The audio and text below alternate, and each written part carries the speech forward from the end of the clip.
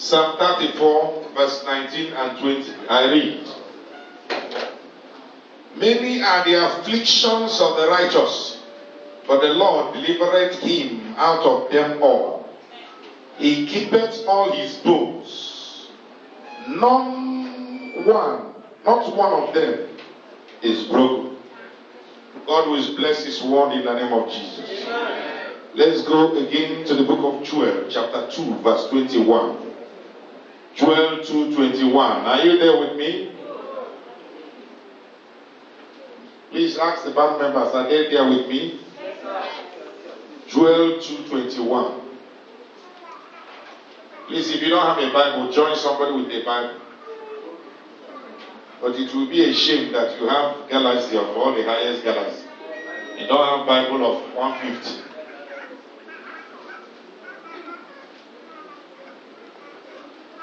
Verse 21. Let us all read together as we say, Fear not, O land, be glad and rejoice, for the Lord will do great things. Now I want you to tell your neighbor, that old land, call your neighbor. Say, fear not, my neighbor. Go.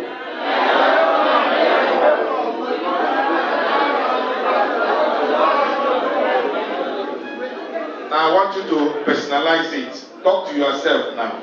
As we say,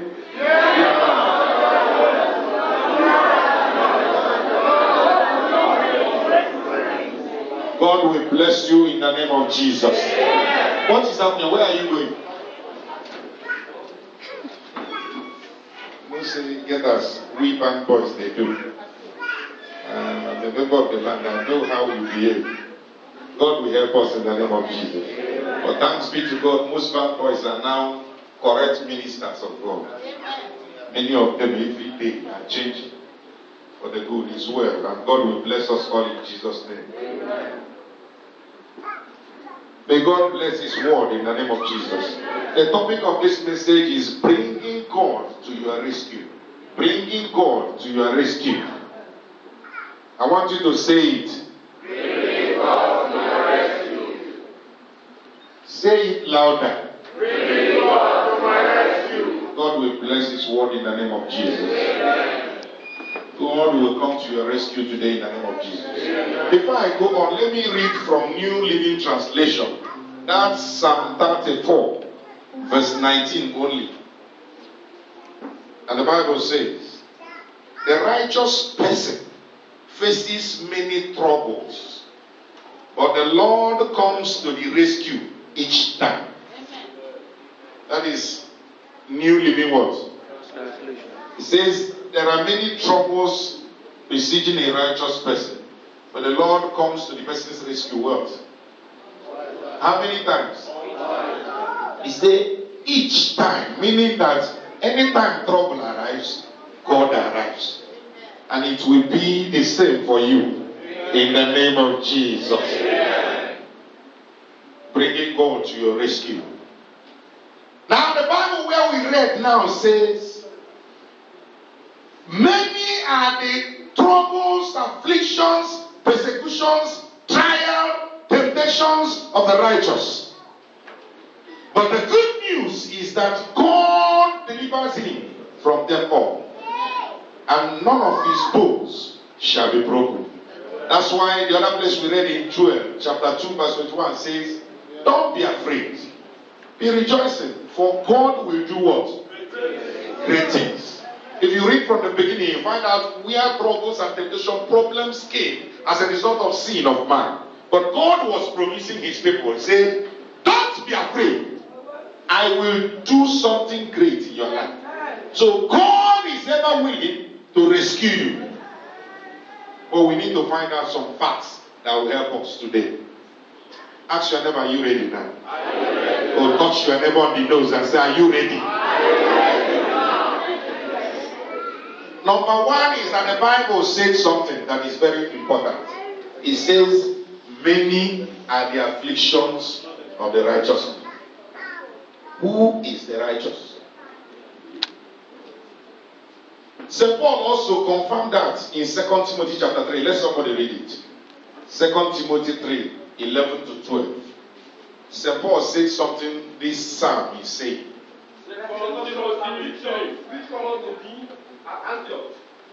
St. Paul is saying that he saw a lot of hell in Antioch.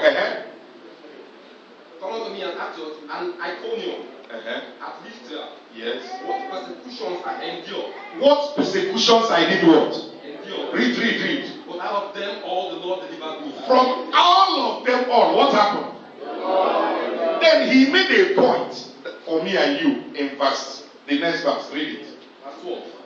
Yea, and all that will live godly in Christ Jesus. The phone is too much. Release some phone so that. Yea, and all that will live godly in Jesus. It says, anybody that will live a righteous life and live godly, what happens to that person? Suffer persecution. Shall do what?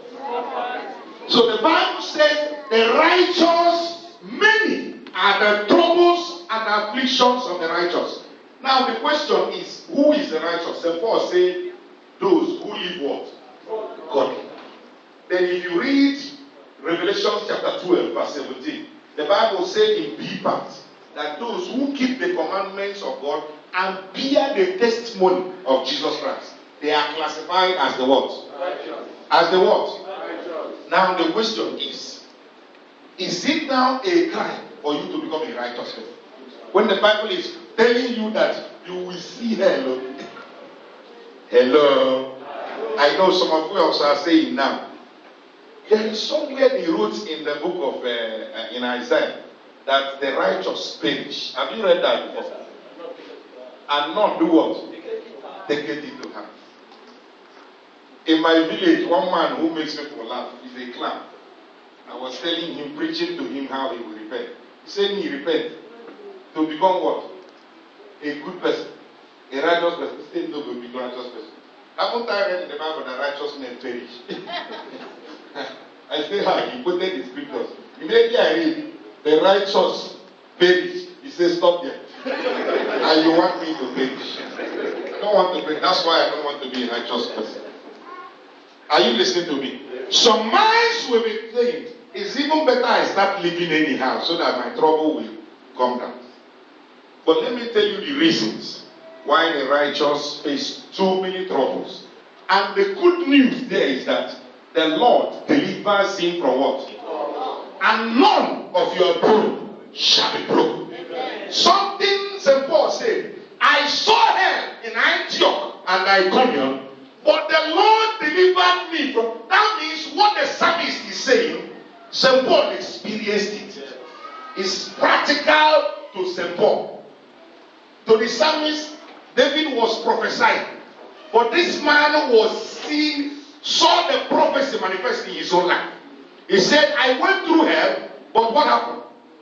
Each of them, the Lord came to my rescue and delivered me from all of them. Hello. Now the question is, why do the righteous see troubles? In Psalm 3, David said, arise, O Lord, because many are the troubles that are coming to me. They are increasing every day. Trouble are increasing. Many people are rising against me. Now the question is, why should a righteous man go through trouble in the first place? So many of you who are hearing me now is going through one hell or the other. Either the promises God has made concerning your life has not come to manifestation. And people are even mocking you. Are you listening to me? People have said some funny things about you. Or that your family has been wallowing in abject poverty over these years. And it's a problem to you. Or all the things you have been looking for, God has been promising. But you have not seen it. And it's bringing it's a form of affliction to you. But the Bible says, fear not. Just be happy. Amen. Be happy. Amen. For the Lord will do what? Amen. If you believe that, shout amen like thunder. Tell your neighbor, don't be afraid. Don't be worried. God will do something for you. If you believe that, shout amen.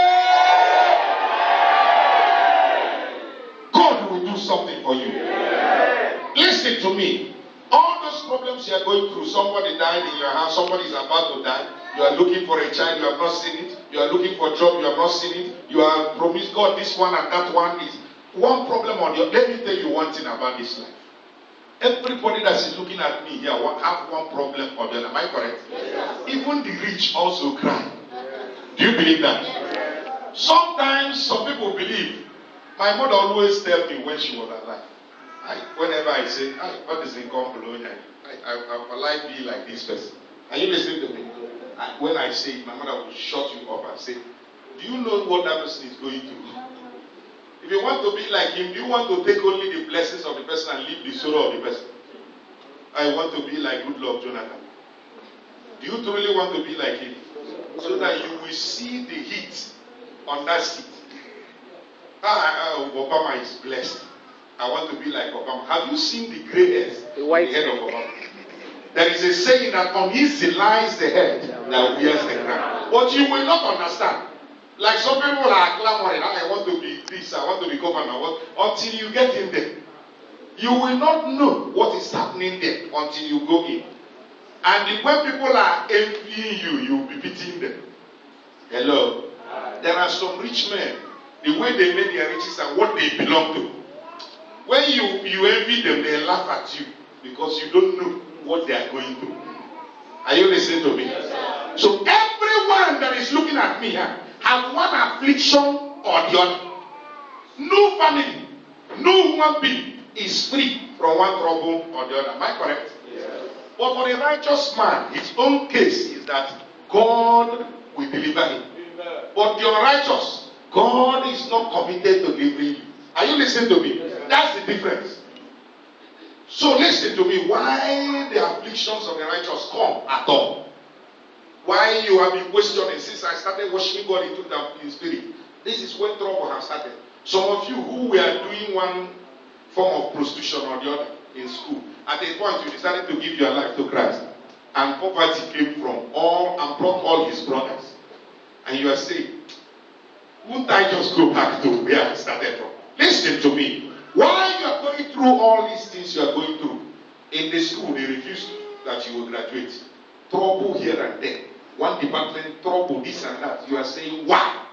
Number one reason. Can you write that? Or you write on your head? Number one reason is that we will find it in the book of Revelation chapter 12 verse 17. Read. Yes, read. And the dragon was wrought with the woman. And went to make war with who? Read fast. Which keep the commandments of God and bear the testimony. And have the testimony of Jesus Christ. Good. It says the dragon was what? Very angry that he was chased down from heaven. He became angry from that moment to fight anybody that will follow Jesus. You have started war with him. Are you listening? Yes, sir. Any one of you who believe that Christianity is all about bread and butter, I pity you. Listen to me now. Everything about Christianity is war. Are you listening to me? Yes, but the good news is that the Lord will deliver you from what? Jesus is ready to take that one. That's why he said, be of good cheer. I have overcome the world. Are you listening to me? Yes, but let me tell you, this world is not a fun fair. It's a warfare. And each stage, in a war, you have battle fronts. Are you listening? So in the whole war of human life, there are battle fronts. In your primary school, it's a battle. When you finish your secondary, battle. University, battle. Department, battle. Marriage, battle. Everything is battle. From one part, when you say, once I marry, I relax. Those who are married, are you relaxed now? Hello? Talk to us now. Another war has started. Because you will be somewhere, they tell you that your wife has been rushed to the hospital. Your mind will do fear. Battle! And devil will start a war when you are married now. Not war of seizing your papers in the school. But another different war. And all these things are what make up the warfare that we are in. So one of the reasons is that the devil is not happy. He's angry. And he's at war with you. Number two is that everyone that is hearing my voice now, the Bible said in 1 Corinthians chapter 3 verse 13, that your walk will be tested with fire. Your walk will be tested with what? Fire. Everybody that goes through school, can't you go through exam? For you to move ahead, can't you be tested? Hello? Shake your neighbor and ask your neighbor, can't you go through exam? The same way, most of these things are trials and tests that will move you to the next level. Amen. You are not listening to me. So most times what you see around you is because God wants to know whether you are strong, you are ready. That's why Proverbs chapter 24 verse 10 says, if you fall in the day of adversity, your strength is small. That's what the Bible says. Can you read it? If you fall in the days of adversity, that means you are a chaff. Can you read that place, please? Proverbs 24:10. Very fast, please. Build out strength in the days of adversity. Thy strength is small. That's all. He says, if you faint in the day of trial, in the day of adversity, your strength is what? That means God is putting you through tests for another level. And God will bring you to that level in the name of Jesus.